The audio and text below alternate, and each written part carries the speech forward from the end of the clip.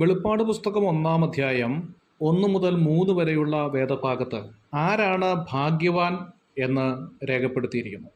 ഭാഗ്യവാൻ എന്ന് പറഞ്ഞാൽ അതുകൊണ്ട് ഉദ്ദേശിക്കുന്നത് അനുഗ്രഹിക്കപ്പെട്ടവൻ, സന്തോഷാവസ്ഥയിൽ ആയിരിക്കുന്നവൻ എന്നൊക്കെയാണ് മൂലഭാഷയിലുള്ള അർത്ഥം. ഇത് വായിക്കുന്നവൻ ഭാഗ്യവാൻ എന്ന് ആരാണ് പറഞ്ഞിരിക്കുന്നത് എന്ന് ശ്രദ്ധിക്കേണ്ടതാണ്. ദൈവം തന്നെ നേരിട്ട് പറഞ്ഞിരിക്കുകയാണ്.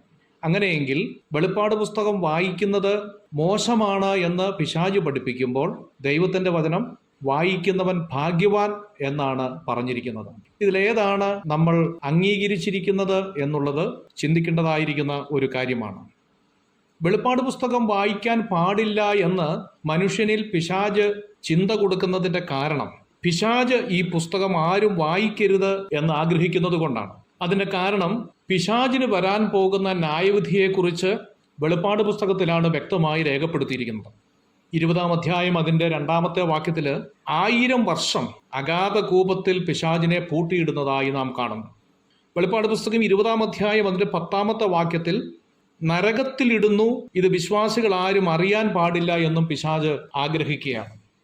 അങ്ങനെയെങ്കിൽ പിശാച് പറഞ്ഞ കാര്യത്തിനാണോ നാം പ്രാധാന്യം കൊടുക്കേണ്ടത്, അതോ സാക്ഷാൽ ദൈവം പറഞ്ഞിരിക്കുന്ന കാര്യത്തിനാണോ പ്രാധാന്യം കൊടുക്കേണ്ടത് എന്നുള്ളത് ദൈവമക്കളായിരിക്കുന്ന ഞാനും നിങ്ങളും ചിന്തിക്കേണ്ട ഒരു യാഥാർത്ഥ്യം തന്നെയാണ്. 3-ാമത്തെ വാക്യത്തിൽ നാം മനസ്സിലാക്കാൻ സാധിക്കുന്നത് ഈ പുസ്തകം വായിക്കുന്നവർ ഭാഗ്യവാനാണ്, വായിച്ച് കേൾപ്പിക്കുന്നവനും ഭാഗ്യവാനാണ് എന്ന് നാം കാണുന്നുണ്ട്.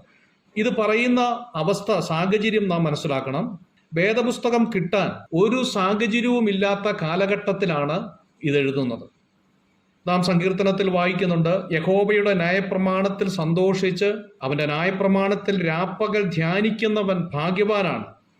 അതിൻ്റെ അർത്ഥം പഠിക്കുക, ധ്യാനിക്കുക, ഭാഗ്യവാനായി തീരുക എന്നുള്ളതാണ്.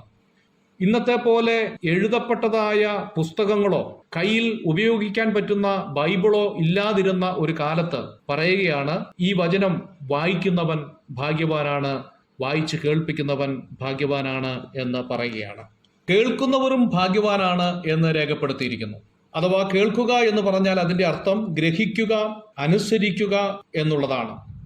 ഒരപ്പൻ മകനോട് ഒരു കാര്യം പറഞ്ഞാൽ ആ കാര്യം കേട്ട് അനുസരിക്കുന്ന ഒരു നല്ല മകനെ പോലെ ദൈവവചനത്തിലെ കാര്യങ്ങൾ കേൾക്കുമ്പോൾ അത് ഗ്രഹിക്കുവാനും പ്രാവർത്തികമാക്കുവാനും നമുക്ക് കഴിഞ്ഞാൽ അതേറെ ദൈവപ്രസാദത്തിന് കാരണമായി തീരുന്ന ഒരു കാര്യമാണ്. എഴുതിയിരിക്കുന്നത് പ്രമാണിക്കുക എന്നുള്ളതാണ് അതിലെ വളരെ പ്രധാനപ്പെട്ടതായ കാര്യം. വായിച്ചു കേൾപ്പിക്കുന്നവർ ശ്രദ്ധിക്കേണ്ടതായ ചില കാര്യങ്ങളെക്കുറിച്ച് നെഹമ്യാവിൻ്റെ പുസ്തകത്തിൽ നാം കാണുന്നുണ്ട്. നെഹമ്യാവിൻ്റെ പുസ്തകം 8-ാം അധ്യായം അതിൻ്റെ 3-ാമത്തെ വാക്യവും 8-ാം അധ്യായം അതിൻ്റെ 8-ാമത്തെ വാക്യവും 8-ാം അധ്യായം അതിൻ്റെ 18-ാമത്തെ വാക്യവും ഈ ഭാഗം ചേർത്ത് പഠിക്കുന്നത് നന്നായിരിക്കും. 8-ാം അധ്യായം അതിൻ്റെ 3-ാമത്തെ വാക്യത്തിൽ നാം ഇങ്ങനെ വായിക്കുന്നു, എല്ലാവരും കേൾക്കെ വായിക്കണം എന്ന് അവിടെ പറഞ്ഞിരിക്കുകയാണ്. 8-ാമത്തെ വാക്യത്തിൽ വീണ്ടും കാണുന്നു, അത് തെളിവായി വായിക്കണം.